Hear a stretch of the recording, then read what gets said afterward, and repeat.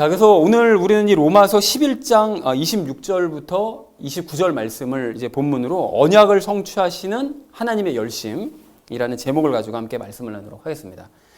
자, 우리는 지난주에 믿지 않는 유대인들을 우리가 비난하지 말자 이런 말씀을 함께 이제 나눴습니다. 그래서 이방인들이 구원을 받게 될 때 유대인들 중에 일부가 이제 눈이 머는 일이 그런 이제 구원의 신비에 관련된 일이 이제 일어나게 되는데, 그럴 때 그 일부의 모습, 그렇게 눈이 먼 유대인들의 그 일부의 모습만 보고서 전체 유대인들을 판단해서는 이제 안 된다고 그랬었죠.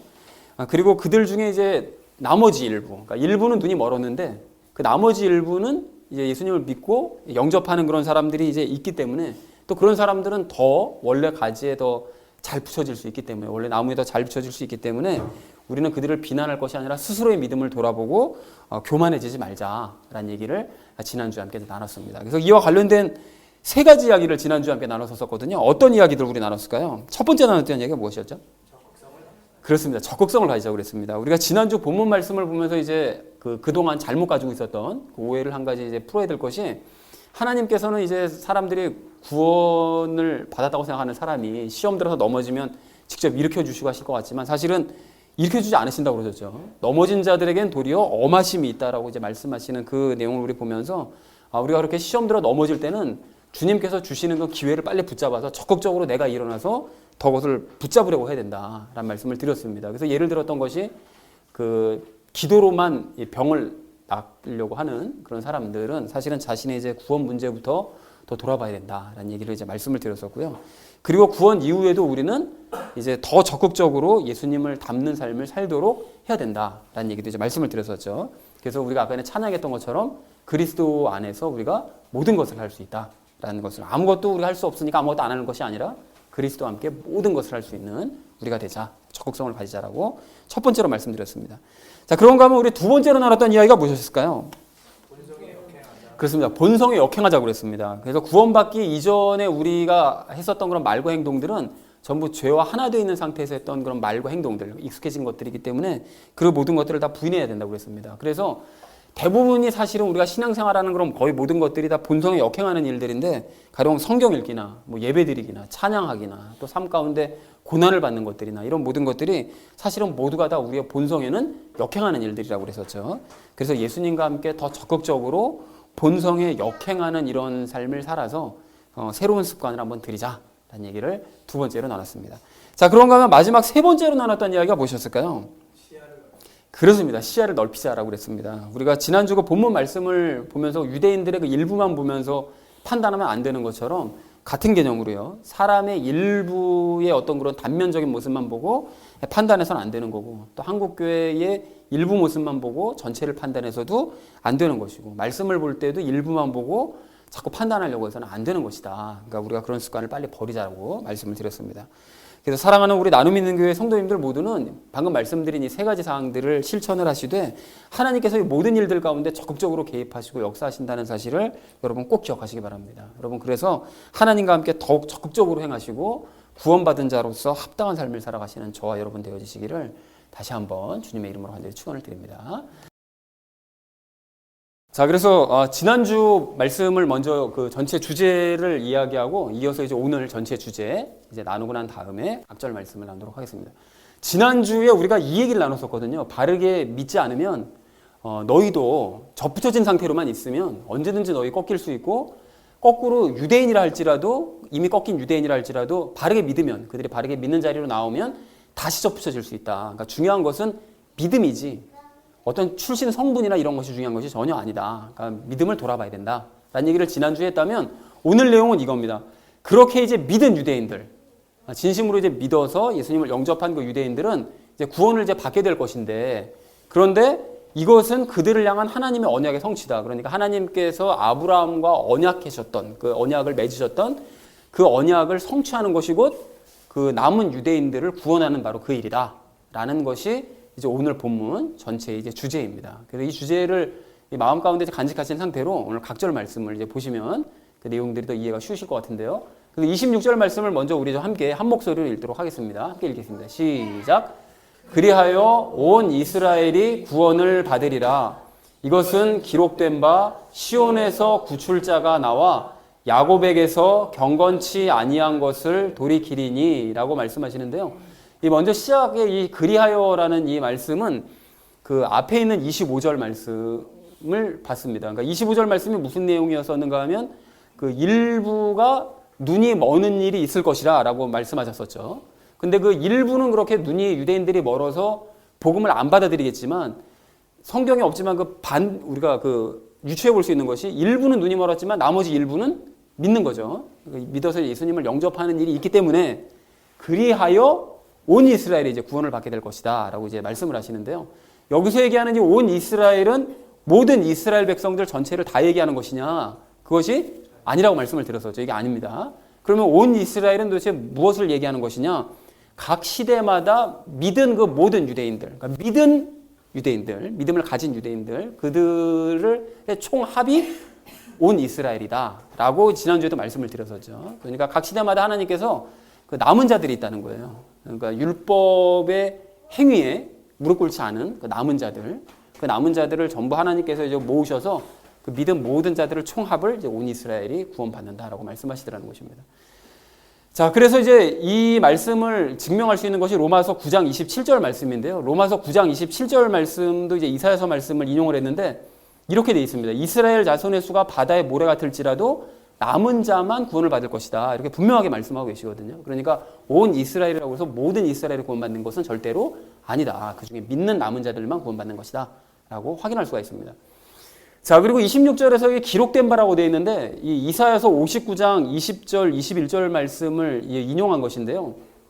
이 아래 이후의 얘기가 이제 이사야서 59장 20절, 21절 말씀의 인용인데 제가 이 본문 내용은 정리를 어제 한참을 하다가 이게 도리어 더 복잡하게 생각을 만들 것 같아서 제가 그 부분을 뺐습니다. 그러니까 여러분 각자 이따가 참고하시고요. 그 내용은 바로 여기 적혀져 있는 바로 이런 내용입니다. 그래서 어떻게 내용이 되어 있는가 하면 시온에서 구출자가 나와라고 되어져 있는데 그 시온에서 구출자가 나온다는 건 이스라엘에서 구원자의 신재 예수님께서 나타나신다. 이제 이런 의미죠.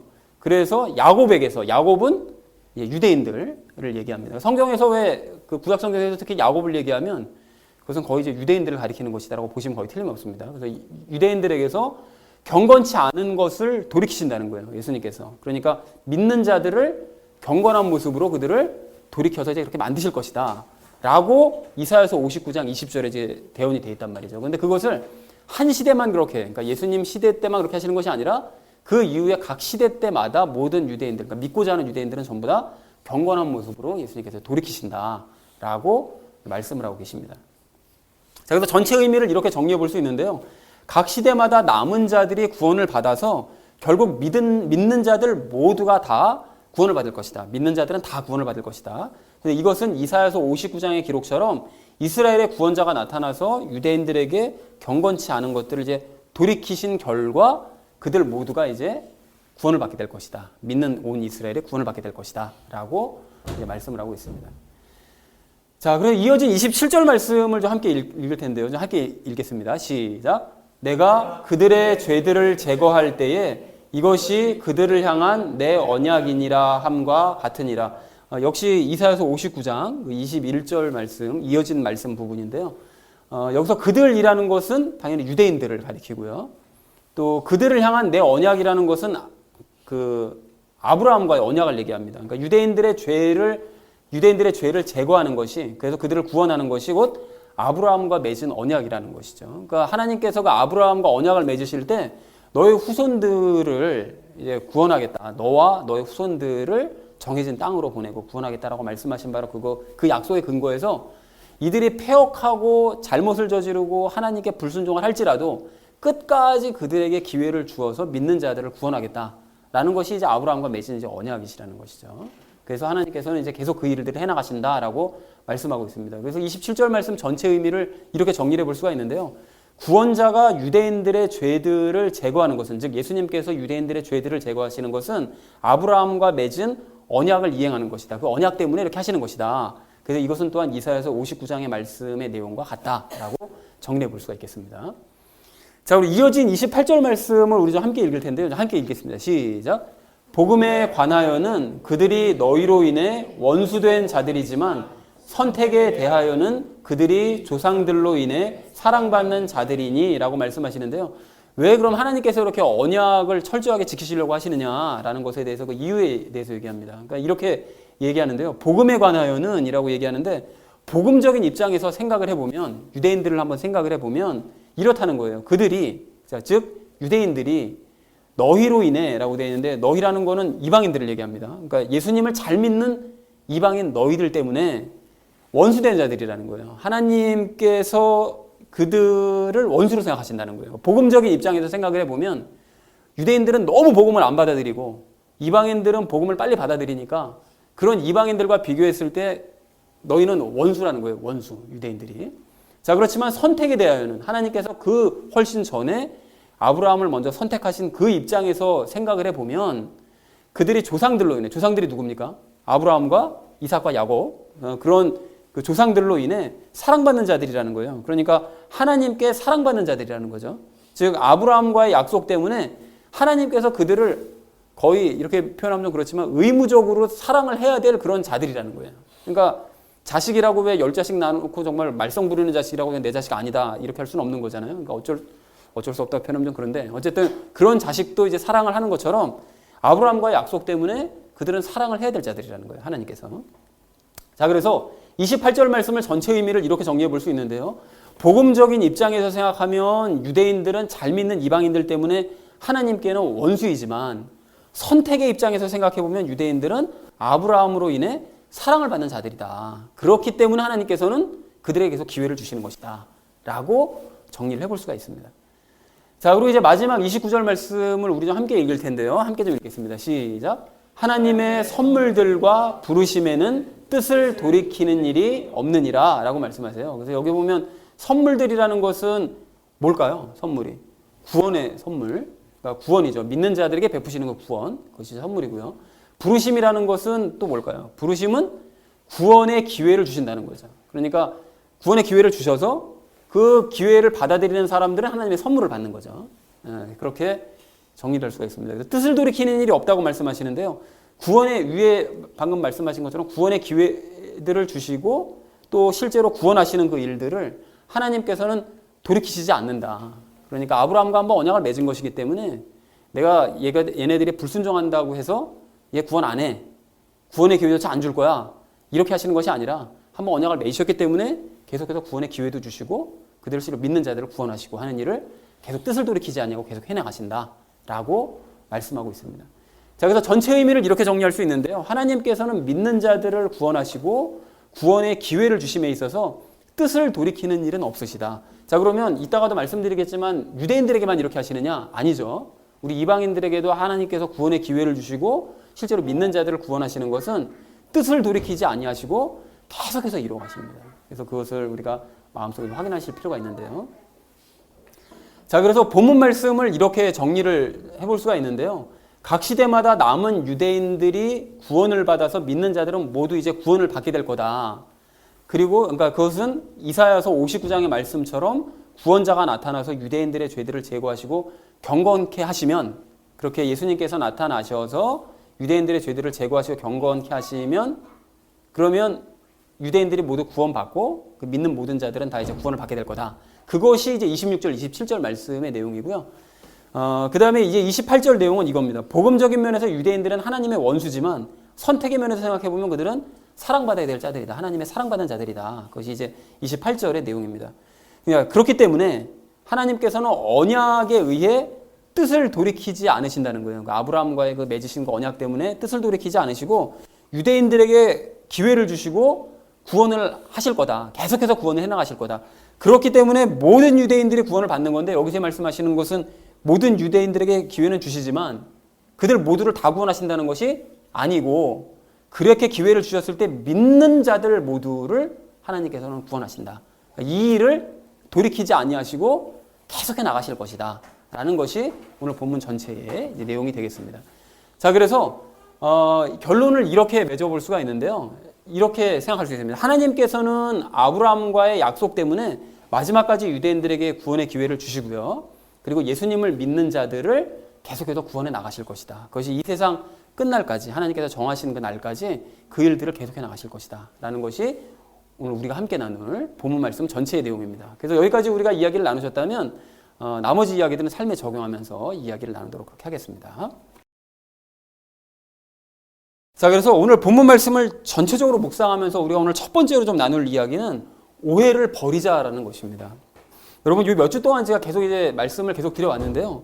그 오늘 26절에 있는 그 온 이스라엘은 모든 이스라엘 백성들을 의미하는 것이 아니죠. 아니라고 말씀을 드렸는데 얼핏 보면 이제 처음 보는 사람들은 얼핏 보면 온 이스라엘이라고 돼 있으니까 모든 이스라엘 백성들, 믿든 안 믿든 모든 이스라엘 백성들이라고 생각할 수가 있습니다. 그리고 또 오늘 29절 말씀도 보시면 하나님께서는 아브라함과의 약속에 따라 뜻을 돌이키지 않으신다라고 말씀하시거든요. 그러니까 이 말씀들, 그러니까 이런 말씀들을 겉으로 보이는 이런 말씀들은 합쳐서 유대인들은 믿든지 안 믿든지 모두가 다 구원을 받는데 하나님께서는 이러한 하나님의 뜻을 절대로 돌이키지 않으신다. 그러니까 두 가지 말씀을 그냥 자기 마음대로 연결시켜서 이런 식으로 해석하는 사람들이 있더라는 거예요. 그러니까 절대로 모든 그 이스라엘 백성들을 다 믿든 안 믿든 구원하시는 이 일을 돌이키지 않으신다. 그러니까 우리가 그것에 대해서 불평불만 가질 수 없다. 주로 이제 예정론자들이 그런 얘기를 많이 하는데요. 그런데 이렇게 말씀을 하는 사람들이, 해석을 하는 사람들이 있지만 절대로 그런 뜻이 아니라고 그랬었죠. 그럼 이게 무슨 뜻이라고 그랬는가 하면 하나님께서는 유대인들이 불순종함에도 불구하고 그 아브라함과의 언약을 생각하셔서 그 뜻을 돌이키지 않으시고 그들에게 기회를 주시는 뜻을 돌이키지 않으시고 유대인들에게 계속해서 믿을 기회를 주시고 그래서 믿는 모든 유대인들을 다 구원하신다. 라는 이제 그런 의미라고 이제 말씀을 드렸습니다. 그런데 그렇게 기회를 주심에도 불구하고 끝까지 만약에 믿지 않는다. 그러면 어떻게 되는 거죠? 그런 사람들은 당연히 구원에서 제외가 되는 거죠. 그건 뭐 모든 사람들에게 다 정해진 원칙입니다. 그러니까 예외가 없다는 거죠. 자, 그러니까 이렇게 본문 말씀의 몇 가지 단어만 이렇게 보면서 마음대로 해석하면 절대로 안 된다라고 이제 제가 계속 이제 강조를 하고 있는데요. 사실 이렇게 이제 말씀을 자기 마음대로 해석하면서 오해를 하는 것은 그리스도인들만 그렇게 하는 것이 아니라 사실은 유대인들이 원조입니다. 그래서 유대인들은 그 아주 악한 죄를 저지르지 않는 한 아브라함의 후손이기 때문에 자신들은 모두가 다 이제 구원을 받을 수 있다라고 생각을 했습니다. 그러니까 마음대로 해석하는 거죠. 성경 말씀을 자기 마음대로 해석해서 우리는 뭐 특별히 뭐 죄만 저지르지 않으면 아브라함의 후손이기 때문에 다 구원받아라고 이렇게 이제 해석들을 하고 있더라는 거예요. 자, 그래서 유대인들, 특별히 이제 조금 그 성경을 안다고 하는 그런 지도자들은 세례 요한이 왜 세례를 주는지에 대해서 전혀 이해를 하지 못했습니다. 그러니까 세례 요한이 무식하다라고 이제 오해를 한 거예요. 그러니까 세례 요한이 그 사람들에게 세례를 주면서 너희를 정결케 하는 세례를 받아라 라고 얘기하니까 유대인 지도자들은 야, 사람이 세례 받는다고 어떻게 정결케 되냐? 동물 제사를 드려야 정결케 되지. 그래서 아주 무식해서 저런 짓만 한다라고 말씀을 모르니까 오해를 하더라는 거예요. 그래서 지난 금요일 큐티 본문 말씀을 보시면 그 요한복음 3장 25절에서 유대 지도자들이 세례 요한의 제자들과 논쟁을 하잖아요. 그러니까 세례 가지고는 정결케 하지 못한다. 근데 그게 된다. 라고 이제 서로 이제 논쟁을 하더라는 거죠. 근데 유대 지도자들은 딱 한 가지만 본 거예요. 세례 가지고는 정결케 하지 못한다. 물론 세례만 가지고 유대인들이 정결케 될 수는 없습니다. 근데 그 근본 밑바탕에 숨겨진 의미가 있는 거죠. 근데 그거 한 가지만 보고 말씀을 오해버리더라는 거예요. 그러니까 이 사람들이 왜 논쟁을 한 것인지, 그리고 세례 요한이 왜 유대인들에게 세례를 주면서 정결해질 수 있다라고 말을 한 것인지는 제가 설교 시간을 통해서 이미 충분히 다 말씀을 드렸었고, 또 금요일 큐티 본문 말씀의 댓글에서도 제가 설명을 이미 드렸기 때문에 더 이상 설명을 드리진 않겠습니다. 그러나 유대인 지도자들은 자신들이 이방인들과 하나도 다를 바 없는 그 죄인이라는 사실을 전혀 깨닫지 못했기 때문에 요한의 세례를 거부를 했던 것이었고, 또 자신들이 뭘 잘못한 것인지, 하나님께서는 왜 세례 요한을 보내신 것인지 이 모든 것들을 전혀 깨닫지 못하더라는 것입니다. 그래서 끝까지 세례 요한의 그 세례가 정결케 한다는 사실을 믿지 않는 자들, 하나님께서 세례 요한을 보내셨다는 사실도 저는 믿지 않는 이런 사람들, 이런 모든 사람들은 다 망해버리더라는 것이죠. 또한 이 유대인들은 예수님께서 성전에 들어오셔서 장사하는 사람들을 다 내쫓으신 사건도 전혀 이해를 하지 못했는데요. 특별히 이제 그 이후로 예수님께서 유대 지도자들과 서로 이제 싸우실 때 예수님께서 그렇게 말씀하셨잖아요. 이 성전을 허물어라. 그러면 내가 3일 만에 다시 세우겠다 라고 하신 이 말씀도 전혀 이해하지 못했습니다. 그러니까 그 말만 붙들고 늘어지는 거예요. 성전을 허물라고? 너 유대인 아니야? 너 메시아라며. 근데 어떻게 그런 말을 할 수가 있어? 그러니까 이 말만 붙들고 늘어지면서 오해를 하면서 분통을 터뜨리더라는 거예요. 자, 그래서 물론 당시에는 그 예수님께서 이렇게 말씀하신 것, 그러니까 성전을 허물면 3일 만에 다시 세우겠다라고 말씀하신 이 말씀이 무슨 의미인지 아마 깨닫기는 힘들었을 것입니다. 그런데 이 사람들 중에 만약에 좀 깨어있는 사람들이 있었더라면 성전에서 장사하는 것이 잘못됐다는 사실을 적어도 인정은 했겠죠. 그리고 예수님도 유대인인데 왜 성전을 허물라는 저런 충격적인 말을 하는 거지? 라는 것을 고민하고 예수님께 그 이유를 한번 여쭤봤을 거예요. 그러면 아마 예수님께서 왜 그러셨는지 대답을 해주셨겠죠. 자, 그런데 우리가 여기서 우리도 생각해 봐야 될 거예요. 예수님께서 왜 성전을 허물라고 그러셨을까요? 왜 건물 성전을 허물라고 말씀하십니까? 그렇습니다. 본인이 성전이기 때문에 그러신 거예요. 그리고 건물 성전은 더 이상 의미가 없기 때문에 그렇게 말씀하신 것입니다. 그러니까 이유가 있는 것이 성전이 하나님의 집이잖아요. 하나님의 집이니까 사실은 하나님의 집이면 하나님께서 계셔야만 이게 의미가 있는 집이 되는 것인데 성부 하나님께서는 헤롯이 만든 건물 성전에 계셨습니까? 안 계셨습니까? 거기 안 계셨습니다. 안 계시고 예수님 안에 계셨다라는 거죠. 그리고 사실은 유대인들도 하나님께서 건물 성전에 계시지 않는다는 사실을 알고 있었어요. 이게 왜 그런가 하면 언약궤가 없잖아요. 포로생을 갔다 오는데 언약궤가 없는 상태로 성전이 지어진 거거든요. 그리고 언약궤가 없는 상태인데다가 이방인이었던 헤롯이 지은 성전이기 때문에 거기도 하나님께서 계시지 않는다는 사실을 알고 있었다는 것입니다. 그런데 만약에 그 사람들이 하나님께서 그 성전에 계신다는 사실을 알고 있었더라면 그렇게 시끄럽게 거룩한 성전 안에서 장사를 할 리는 당연히 없었겠죠. 하나님이 계시지 않는다고 생각하니까 그 안에서 마음대로 장사도 하고 이렇게 했던 것입니다. 자, 그러니까 유대인들은 하나님께서 계시지도 않는 그런 빈 껍데기 이 건물 성전 안에서 제사를 드리거나 제사를 드리는 척만 하더라는 것이었습니다. 그러니까 예수님께서 허물라고 말씀하신 거예요. 그러니까 형식적으로 너희가 제사 드리고 뻔히 알면서도 엉뚱한 짓 할 거면 건물 다 헐어버려라 이거 라고 말씀하셨더라는 것이죠. 그러나 유대인들은 반성할 생각은 전혀 하지 않고 여전히 건물만 소중하게 생각하는 거죠. 그러면서 그래도 성전이 이게 유대인데 이게 우리의 정체성인데 이걸 허물라고 한다는 게 말이 되냐고 이 자존심만 내세우면서 예수님 말씀에 열만받더라는 것입니다. 그러니까 이렇게 끝까지 믿지 않는 사람들은 결국은 망해버리더라는 것이죠. 자, 그리고 상황이 이렇다 보니까 이제 유대인들은 예수님을 메시아로 인정하지도 않았습니다. 어떻게 메시아라는 게 성전을 허물라는 얘기를 함부로 할 수 있냐? 인정하지 않는 거죠. 그래서 유대인들은 또 더더군다나 이 정치적인 메시아, 즉 세계 최강의 그 로마군을 이제 무찔러줄 메시아를 이제 기대를 하고 있었습니다. 그리고 그 메시아가 전 세계를 이제 다스리면서 유대인들만의 왕국을 선물로 줄 것이다. 라는 것을 이제 기대하며 살았던 거죠. 그러니까 성경을 완전히 오해한 거예요. 그러니까 구약 성경을 잘못 보면 정말로 유대인들만의 세상이 온다라고 오해를 할 수도 있습니다. 근데 그것을 정말 그렇게 오해한 거죠. 자, 그래서 마침 지난 그 목요일 큐티에서 그 예수님께서 그 부분에 대한 오해를 이제 바로 잡아주셨는데요. 그 믿지 않는 사람들도 잘 아는 구절 뭡니까?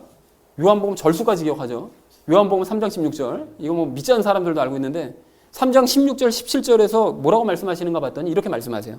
하나님께서 세상을 이처럼 사랑하사 자신의 독생자를 주셨으니 이것은 누구든지 그를 믿는 자는 멸망하지 않고 영존하는 생명을 얻게 하려 하심이라. 하나님께서 자신의 아들을 세상에 보내신 것은 세상을 정죄하려 하심이 아니요 그를 통해 세상을 구원하려 하심이라. 이 구절이 너무 유명해서 이제 많은 그리스도인들이 이거는 구원에 관련된 구절이로구나 라고 이제 오해들을 하고 있는데, 물론 구원에 관련된 구절은 맞습니다. 그런데 이 부분만 딱 띄워가지고 항상 묵상을 하다 보니까 그렇게 이해하고 있는데, 사실은 이 말씀은 무슨 목적으로 하신 말씀인가 하면 잘못된 메시아관을 가지고 있는 니고데모를 비롯한 유대인들에게 경고하신 말씀이었어요. 그러니까 즉 무슨 말씀인가 하면 하나님께서 메시아를 이 땅에 보내주신 것은 전쟁을 일으켜서 세상 사람들을 모두 정죄하며 죽이고 유대인들만의 세상을 만들려고 메시아를 이 땅에 보내신 것이 아니라 도리어 세상 사람들을 사랑하셔서 그들이 메시아를 믿으면 그들조차도 하나님께서는 구원하시고 영생을 주시기 위해서 이 땅에 메시아를 보내신 것이다 라는 의미로 이 말씀을 하셨다라는 거예요. 그러니까 물론 유대인들이 워낙 잘못했기 때문에 이제 구원의 기회를 이방인들에게 넘겨주신 것도 있지만, 그 측면도 있지만, 예수님께서 이 말씀, 그러니까 요한복음 3장 16절 17절을 말씀하셨을 때에는 메시아에 대한 완전히 잘못된 그런 메시아관을 갖고 있는 애들에게 바른 구원관을 가르쳐 주신 것이라는 것입니다. 메시아는 이런 목적으로 해서 온 것이다.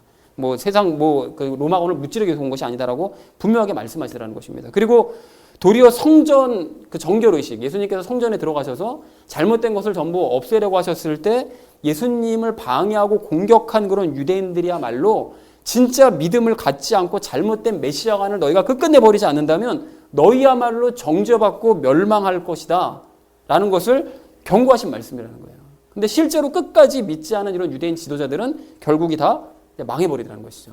자, 그러니까 방금 살펴본 것처럼 이렇게 유대인들은 뭐 세례에 대해서든 뭐 성전 문제에 대해서든 뭐 메시아에 대해서든 뭐 하나 제대로 알지 못하고 다 하나님의 이 말씀과 뜻을 다 오해를 하고 있는 이런 상황이었었는데요.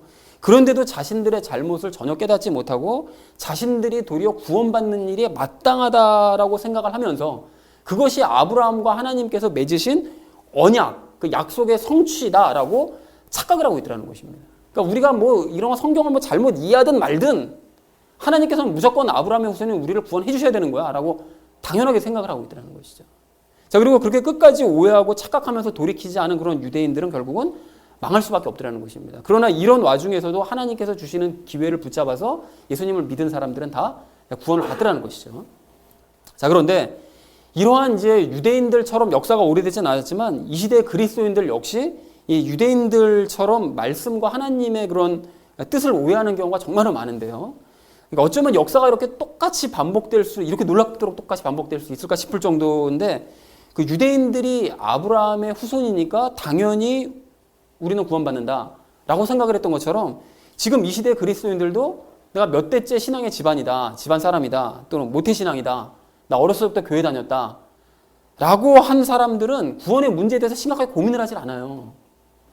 왜 그렇습니까? 난 당연히 구원받은 사람이니까 라고 생각을 하더라는 것입니다. 내가 하나님을 그냥 알고 있다는 이유만으로 또 기독교 문화에 익숙하다는 이유만으로 하나님이라는 용어가 너무 익숙하다는 이유만으로 나는 그냥 구원받았다고 생각하고 있는 거예요. 전혀 의심하지 않고 그냥 그렇게 살아가요. 유대인들처럼. 심지어는 대형교회의 일원이기 때문에 나는 이 사람들과 함께 구원의 반열에 들었다. 누가 그럽니까?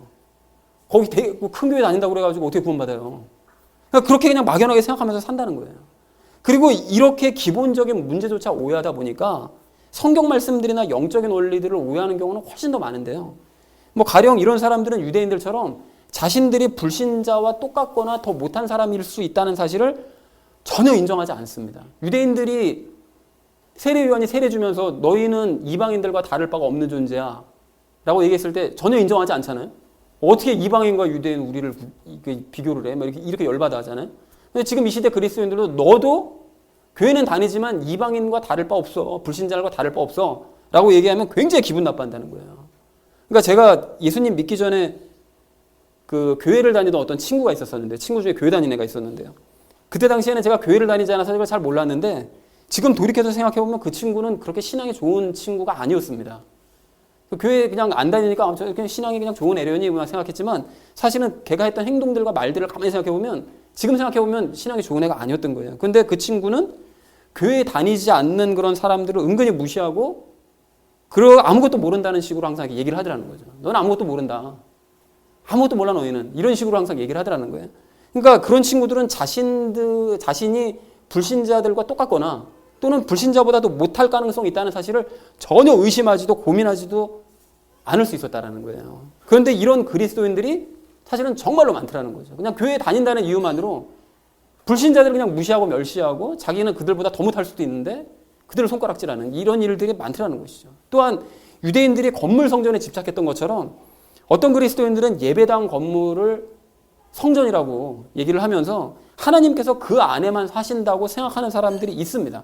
사실 목사들서부터 그렇게 가르쳐요. 그래서 예배당에 나와야만 하나님을 만날 수 있다.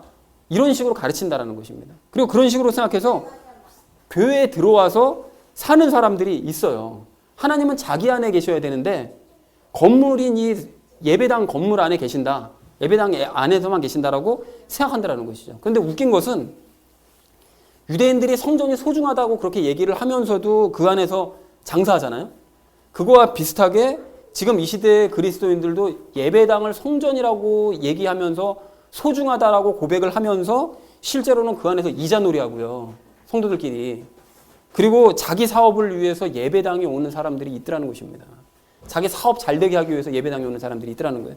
그러면서도 예배당에는 하나님께서 계시니까 복을 받을 것이라고 생각하면서 아예 교회 와서 그냥 눌러 사는, 여기 예배당 안에서 눌러 살기만 하면 하나님께서 나에게 복을 주실 것이라고 생각하는 그런 사람들이 있더라는 거예요. 그러니까 예수님께서 이 시대에 오시면 어떻게 하실까요? 예배당 다 뒤집어 엎어버리시겠죠. 그럼 또 불만 갖겠죠. 또한 유대인들이 이방인들을 모두 청소해버리고 자기들만의 세상이 올 것을 꿈꿨던 것처럼 이 시대의 많은 그리스도인들도 불신자들과 싸워서 이기는 것만을 승리라고 생각해요. 죄와 싸워서 이기는 것이 승리인데 불신자들과 싸워서 이기면 승리했다. 내가 저들을 눌러버렸다. 이렇게 생각하고 그들의 구원을 받든지 말든지 그냥 교회 다니는 사람들끼리만 모인 세상을 꿈꾸고 유대인들이 자기들이 원하는 바를 이루어줄 메시아를 꿈꿨던 것처럼 이 시대의 그리스도인들도 내가 꿈꾸는 바를 예수님께서 이루어주시는 바로 그분이 진짜 메시아라고 생각하더라는 것입니다. 그리고 이런 문제뿐만이 아니라 이런 사람들이 유대인들처럼 행위만 강조하는 것도 또 문제가 되는 거예요.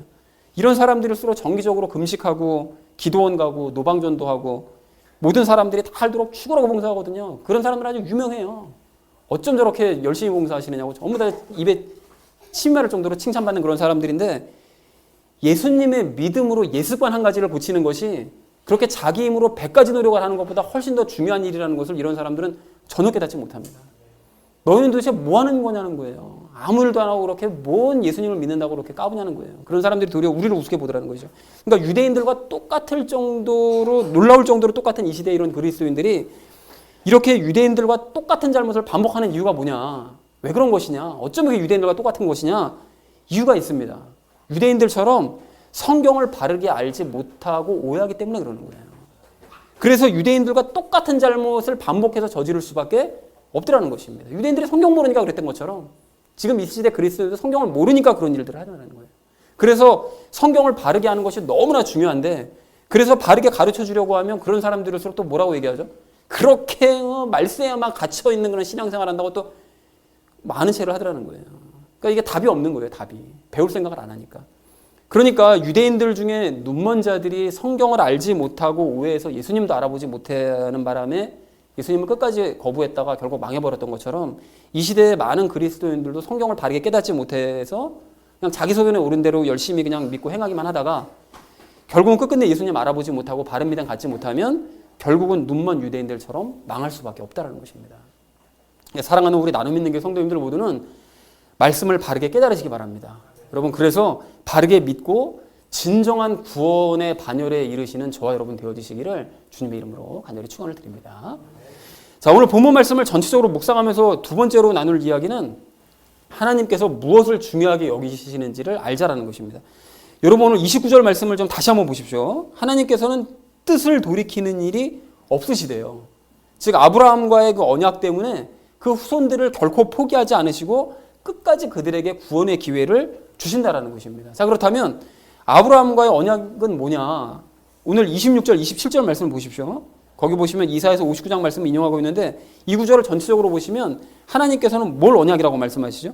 유대인들에게서 경건치 않은 것을 돌이키시고 그들의 죄를 제거하셔서 구원하시는 것을 언약의 성취라고 말씀하세요.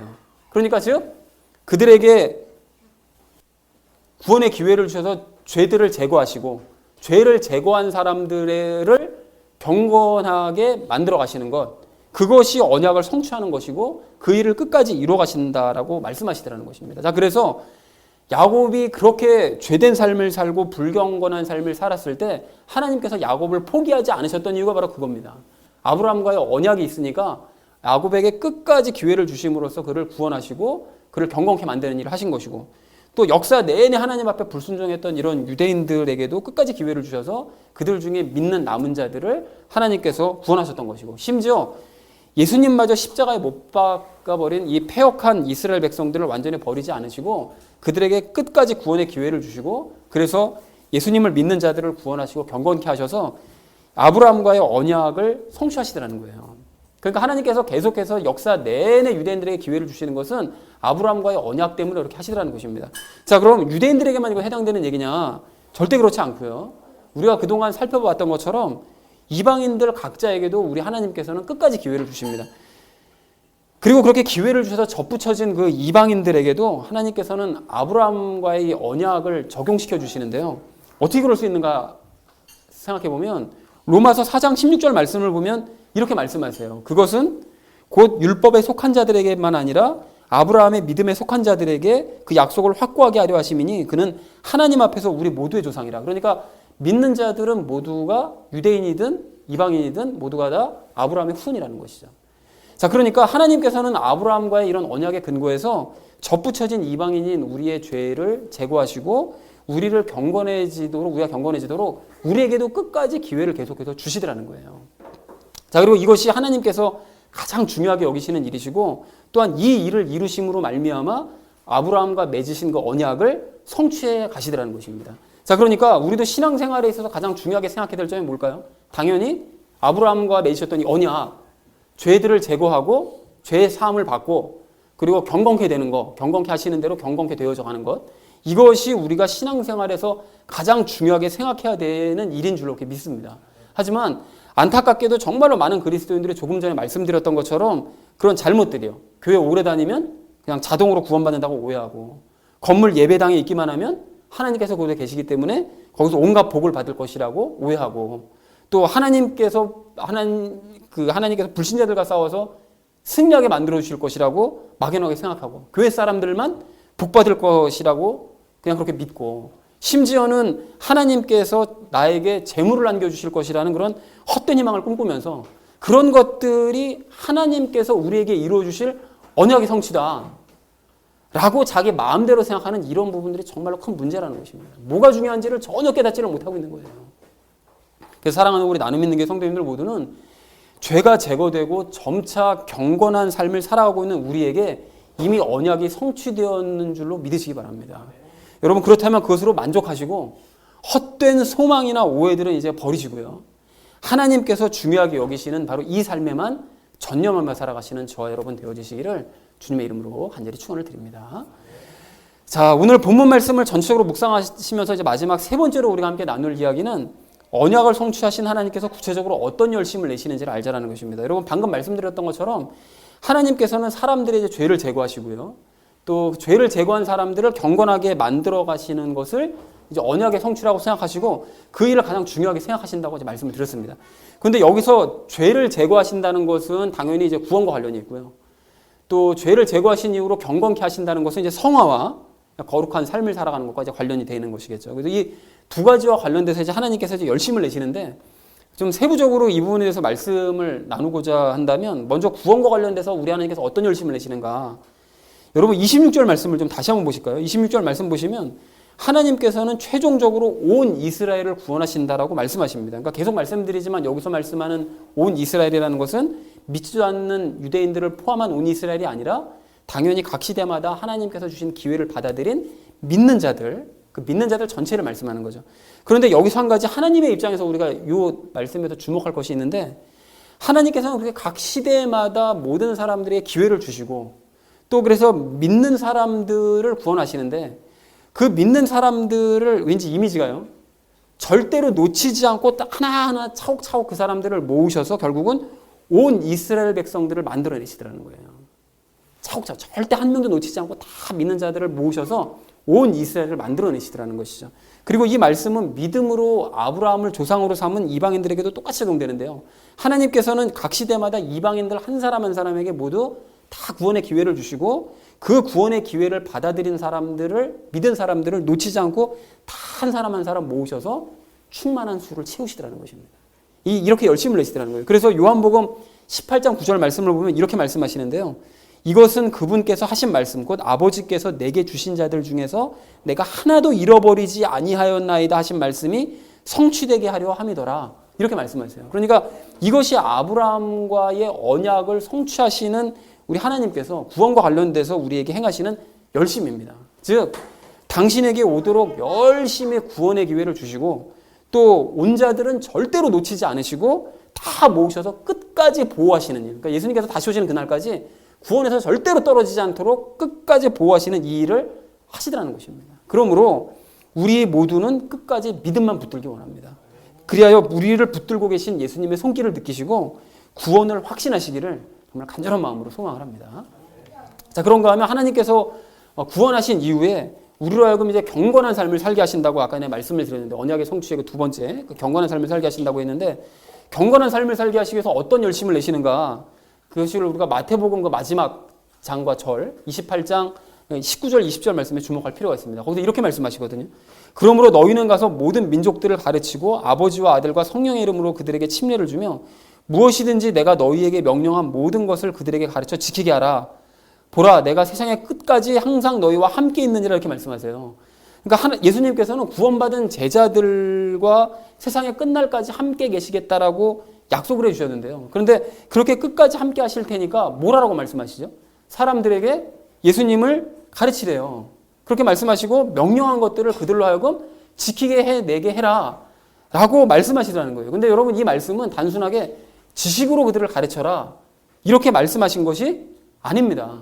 그러니까 예수님을 보면 알잖아요. 예수님께서 이 땅에 오셨을 때 지식으로만 제자들을 가르쳤냐? 물론 지식적으로도 가르치긴 하셨지만 예수님께서 가르치신 방식은 당신 안에 계신 하나님과 함께 살아가는 모습을 제자들에게 보여주신 거죠. 그러니까 너희도 똑같이 너희 안에 있는 바로 나와 함께 살아가는 모습을 사람들에게 적극적으로 보여주어라. 그리고 점차 예수님을 닮아가는, 그래서 점차 예수님을 닮아가는 모습을 사람들에게 보여주어서 그들도 하나님과 함께 살 수 있다는 것을 가르쳐주고, 그리고 예수님을 닮게 해서 그들도 역시 명령들을 지켜내게끔 만들어줘라 라는 의미라는 것입니다. 여러분과 이것이 우리를 경건하게 만드는 일을 하실 때 예수님께서 우리에게 행하시는 열심이라는 거예요.